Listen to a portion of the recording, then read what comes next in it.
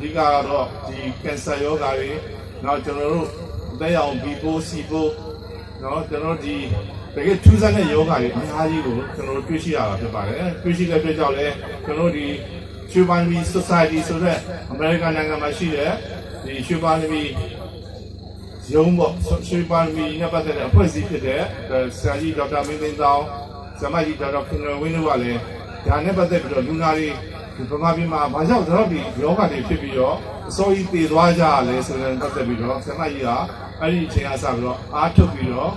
နောက်ဆုံးပေါ်နည်းနဲ့ဗမာနိုင်ငံရဲ့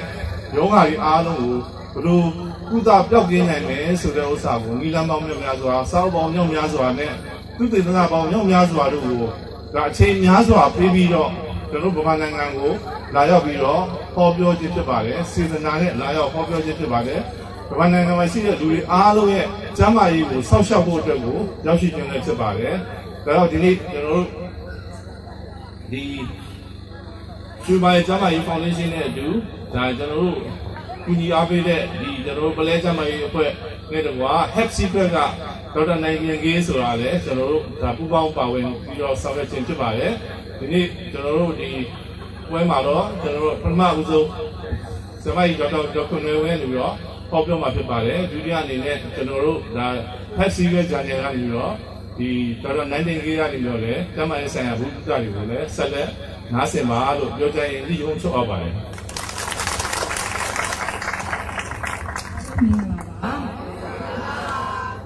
အခုလို့စောကြီးလာပြီးတော့ကြွားရောက်ချင်းမြင့်တဲ့အတွက်ကြောင့်ကျေးဇူးအများကြီးတင်ပါတယ်ဒီကျမကလည်းပေါ့နော်ဒီတစ်ခါပြောတာဆိုလို့ရှိရင်မြန်မာပြည်ပြောမှာပြောတာ9ကြိမ်မြောက်ပေါ့နော်9ကြိမ်ရှိသွားပါပြီအဲ့ဒီတော့ကျမကလည်းပထမဘာပြောရင်ကောင်းမလဲပေါ့နော်တော့ကြာကိုကလည်းထက်ကြီးကလေးလေးဓာကြီးပဲဖြစ်နေမှာဆိုလို့နော်ကျန်တဲ့လူတွေလည်းဟိုကနားထောင်ရတာပြင်းမှာဆိုလို့ပေါ့နော်ဘာပြောရင်ကောင်းမလဲဆိုတာစဉ်းစားနေတော့မှပဲဒီမေကွန်းဒီအများကြီးနဲ့ထုတ်ကြီးကိုရှင်ဝင်းစီကရောက်တာပေါ့နော်အဲ့တော့ကျမဒီမေကွန်းတွေကိုအကြမ်းပြန်ဖတ်ကြည့်လိုက်တာပေါ့လူတွေကဘာကိုသိကျင်တာလဲဘာတွေဖြစ်နေကြတာအဲ့တော့ဖတ်ကြည့်လိုက်တော့လူတိုင်းဟာပေါ့နော်ဟိုအကြမ်းပြောရင်ဖြစ်နေတာများသောအားဖြင့်နော်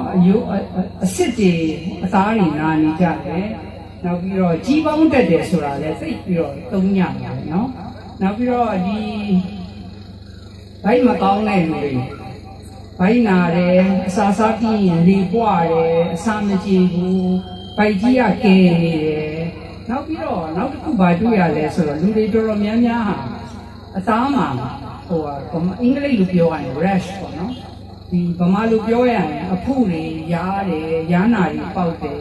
ဝင်းနေမှုတွေထားတယ်ကျမကြည့်လိုက်တဲ့အခါကျတော့လူတွေကသူတို့သိကျင်တာဒါပေါ့နော်အဲ့တော့ဒီအာဝတ်ကောင်းတာအဲ့ဒါကျမဖြစ်ချောင်းရတဲ့ကုန်းစင်ကိုနော်တိတိကျကျရှင်းပြမယ်ဒီပထမတစ်ခါပြောလို့ရှိရင်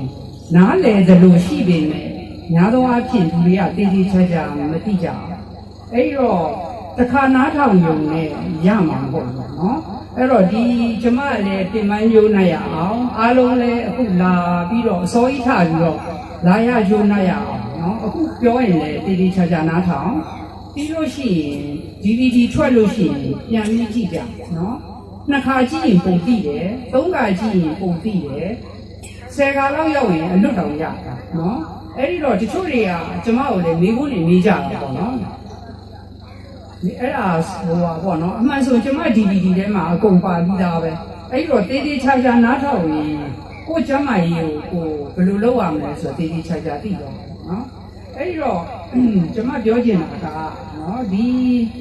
ကျမတို့တိုင်းပြည်မှာအင်္ဂလိပ်လိုခေါ်ရင် autoimmune disease ပေါ့နော် autoimmune disease ဆိုတဲ့အဓိပ္ပာယ်ကပါလေဒါအင်္ဂလိပ်လိုခေါ်တာဗမာလိုရှင်းရှင်းပြောရရင်ကိုယ်ခန္ဓာကိုယ်ကြီးကကိုယ်ခန္ဓာကိုယ်ကြီးကိုပြန်ပြီးတော့ဖျက်ဆီးတာနော် auto immune ဆိုတာခန္ဓာကိုယ်ရဲ့ခုခံပါခန္ဓာကိုယ်ရဲ့ခုခံအားနော်လူတွေမှာရှုပ်ရှက်ခတ်ကုန်တယ်အကြောင်းတစ်ခုကြောင့်ရှုပ်ရှက်ခတ်ကုန်ပြီးတော့ तू ကခန္ဓာကိုယ်ကိုပဲရန်သူအနေနဲ့ထင်ပြီးတော့ရှောက်ဖျက်ဆီးတာပေါ့နော်အဲ့တော့ဒီ autoimmune disease ကဗမာပြည်မှာတွေမဟုတ်ဘူးကမ္ဘာအဝန်းမှာလူတွေမှာအများကြီးပဲဖြစ်လာကြတယ်အဲ့တော့စဉ်းစားကြရည်ပေါ့ အရင်တော့အဖြစ်နေတဲ့ယောဂတွေကဘာကြောင့်မှအခုတအားဖြစ်လာကြတယ်နော်အဲ့တော့ကျမကလည်းစာဖတ်တာဝါသနာပါတယ်ကျမကပါနော်အငိမ့်စားယူလိုက်ပါပြီသို့တော့အငိမ့်စားယူလိုက်တဲ့အတွက်ကြောင့်မလို့ဒီစာဖတ်တဲ့အချိန်ကလည်းပုံရတယ်နောက်ပြီးတော့ရိုးရိုးကျမတို့ကုစဉ်စေပညာချက်တခြားဘာတွေရှိသေးလဲဆိုတာလေတော့ဖတ်နေတယ်အဲ့တော့အရင်တော့အဲ့လိုသူ့ဘက်သူဖတ်မိနေမယ်လို့ဒီမှာလာပြီးတော့အဘိဓမ္မာတို့ဒီကာကျော်တို့သင်လိုက်တဲ့ခါကျတော့ကျမဘာတွေ့သွားလဲဆိုတော့တို့မြတ်စွာဘုရားကနှစ်ပေါင်းများစွာတည်းကဒါတွေတို့ပြောခဲ့တာဆိုတော့သိသွားတာနော်သိသွားပြီးတော့ဒီစေပညာရဲ့နှစ်ခုကိုဆက်တတ်တဲ့အတွေးလေးတစ်ခုရလာတယ်နော်အဲ့တော့ကျမကဒီရှေ့ဆက်ပြီးတော့ဘာမှမပြောခင်လူတွေအားလုံးကိုသိစေချင်တာနော်ကျမဒီမှာလာပြီးတော့ပြောတဲ့ရည်ရွယ်ချက်ကနော်ကိုယ့်ရဲ့မြန်မာနိုင်ငံသူနိုင်ငံသားတွေအားလုံးကျမ်းမာကြပါစေကျမသိတဲ့ဒီစေပညာကိုပြန်ပြီးတော့ဝေငှတာပေါ့နော်ကျမမှာစီးပွားရေးအကျိုးဘာမှမရှိဘူးဆိုတာအဲ့ဒါအားလုံးကိုသိစေချင်ပါတယ်ဘာလို့ဆိုတော့တချို့လေကြာရင်လည်းဘယ်လိုဖြစ်လဲဆိုတော့ဒီ DVD တွေကအရန်ခွေထွက်တဲ့အခါကျတော့လူတွေကလည်းနိုင်ငံခြားမှာအစားဆေးတွေကအရန်ရောင်းလို့ကောင်းတယ်ရောင်းလို့ကောင်းတော့အဲ့ဒါလူတွေကလည်းပြောကြတော့ဟောဆီယာမကြီးတော့တတိဖြစ်ပြီဘာမှကျမတို့ဗျာမှမရပါဘူးเนาะအဲ့ဒါတေးသေးချာချာနားလည်စီတင်ပါပဲ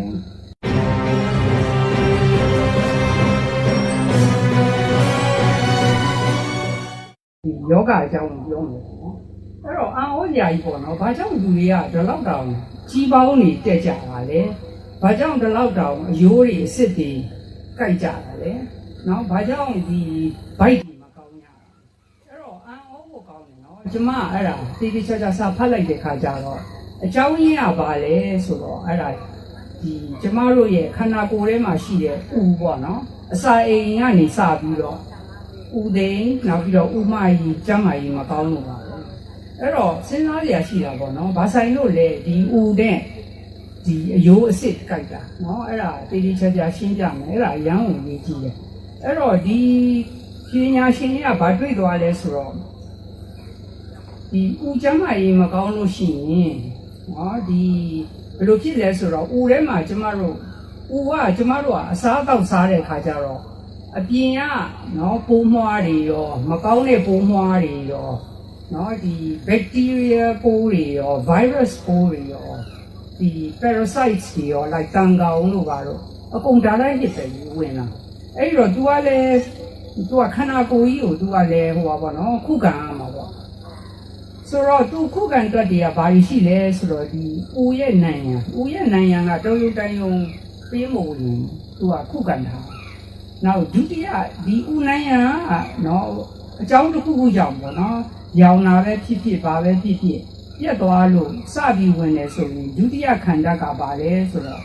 ကျမတို့ဒီ immune system လို့ခေါ်တဲ့ခုခံအားရှိတယ်ဦးထဲမှာဒါကြောင့်မလို့မြတ်စွာဘုရားကလည်းကျမတို့ဇီဝိတ္တိန်တွေဆိုတာဒီခန္ဓာကိုယ်ကြီးအသက်ရှည်ဖို့စောင့်ရှောက်တဲ့နန္တရားလေးအဲ့ဒါလေးကမြတ်စွာဘုရားဟောထားတဲ့ဗိဓမာမှာဦးထဲမှာရှိတယ်အဲ့တော့မြတ်စွာဘုရားပြောတဲ့စကားဘယ်တော့မှမမှားဘူးနော်ဒီဦးမကျမ်းမာတဲ့လူဟာလေမကျမ်းမာဘူးဦးကျမ်းမာတဲ့လူကအရင်ကျမ်းမာတယ်အဲ့တော့အခြေခံကယောဂမျိုးစုံရဲ့အခြေခံကဦးကလာတယ်နော်အဲ့ဒါတေချာမှတ်တာဒီအဲ့တော့ဒီဦးမှာဦးကနေပြီးတော့ဒီမချေနိုင်တဲ့အစာတွေစားတဲ့အခါဖြစ်စေဒါမှမဟုတ်မကောင်းတဲ့ပိုးတွေတိတ်များတဲ့အခါဖြစ်စေဒါမှမဟုတ်လို့ရှိရင် chemical မျိုးစုံခုခေတ်မှာဆိုရင်နော်ဟိုပိုးသက်စေ pesticides တို့ herbicides တို့နော်အခုဆိုလို့ရှိရင်လေဒီကျမတို့စားတဲ့စားတောက်မှာထည့်လာကြတာပေါ့ဥမာ even ငပိလိုပါလို့မှာတော့မှမလိုအပ်တဲ့ chemical တွေသုံးလာကြတဲ့ခါကျတော့ခန္ဓာကိုယ်ကြီးအတွက်ကဒီဟာတွေကဟိုပါပေါ့နော်သူတွေးကြည့်နေကြမဟုတ်ဘူးတွေးကြည့်နေကြမဟုတ်ဘူးအစာတွေလည်းမကြည်နိုင်တော့ဘူးကျမတို့စားတဲ့ဒီဂျုံနောင်မှအရင်ကလိုမဟုတ်တော့ဘူးသူကဒီဓာတုဗေဒနည်းနဲ့အမျိုးမျိုးနော်ဟိုလောဘဥဆောင်ပြီးတော့ကုမ္ပဏီကြီးတွေကအဲ့လိုလုပ်လိုက်တဲ့ခါကျတော့ကျမတို့စားနေကြဂျုံနောင်မှအရင်ကဂျုံနဲ့မတူတော့ဘူးဒါပေမဲ့လူတွေကတော့မသိဘူးလေဒီပေါင်မုတ်ကဒီပေါင်မုတ်ပဲဒီမုံကဒီမုံဒီစားဒီစားပဲ အဲ့တော့အကြောင်းမျိုးစုံကြောင့်ကျမတို့ကူကလည်းအရင်ကလိုနေမကောင်းတော့နေမကောင်းတဲ့အခါကျတော့ယောဂတွေဖြစ်ပြီဥပမာဒီ antigen antibody complex ကအုံနောက်ကိုသွားပြီးတော့အုံနောက်မှာဖြစ်တယောက်နဲ့တယောက်ကလည်းလေ